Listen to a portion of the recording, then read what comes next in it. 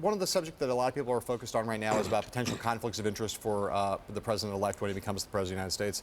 Richard Painter, the chief ethics counsel for George W. Bush, and Norman Eisen, the chief ethics counselor for Barack Obama, said basically the other day that if Donald Trump doesn't get rid of his entire business holdings, liquidate it, and put it in a blind trust, he's going to be violating the Constitution of the United States. And if he is not willing to do that, that the Electoral College should reject him. So what's the transition's view about that claim? Again, a bipartisan claim by a Republican ethics lawyer, a Democratic ethics lawyer, who look at the Constitution and say you can't have all these foreign holdings and be president.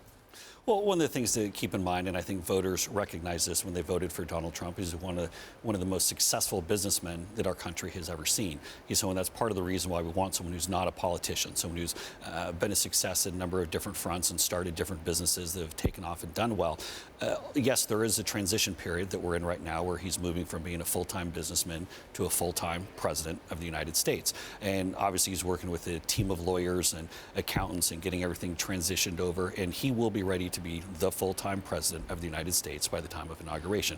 Now, how long does that process take? They're still working through that. He has a number of businesses. He's been very successful, so I don't have a specific timeline for you, but that's where his focus will be. Well, we've got Article 1, Section 9 of the Constitution. It says that the President of the United States can't accept money from abroad. That's basically what it says. It has more complicated language than that. But is his posture currently that there's some way in which he could maintain his foreign holdings and still be president of the United States?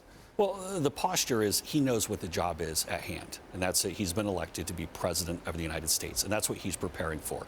And so whatever ultimate arrangement that they come to with the business holdings, we'll make sure that we're on sound constitutional ground, and there won't be any issues going forward. And I have full confidence in that, and that's what we're aiming for. So let me ask you one more on this topic, which has to do with the hotel down in Washington, which has a contract with the General Services Administration. It's pretty straightforward. The contract has language in it that says, no elected official of the government of the United States shall be admitted to any share or part of this lease or to any benefit that may arise therefrom. That's what the lease that he signed says. So he's going to be president. He's going to be, therefore, an elected official. How does Mr. Trump plan to deal with that immediate problem that he faces, that he's going to be in violation of his lease and potentially, again, face another conflict of interest the day he becomes president? Well, first, I'd say that might not necessarily be the case, but I did speak with our general counsel today, and they're working through all of those. And again, the might goal... not be the case because of what? Sorry, what do you mean? The contract doesn't say that? I'm not our general counsel, and so I'll leave the legal interpretations to them. But again, our full goal is to make sure that the president-elect is in complete constitutional sound footing by the time he takes office. And that's what they're working toward. And so by the time he takes office, we're not worried that there'll be any issues.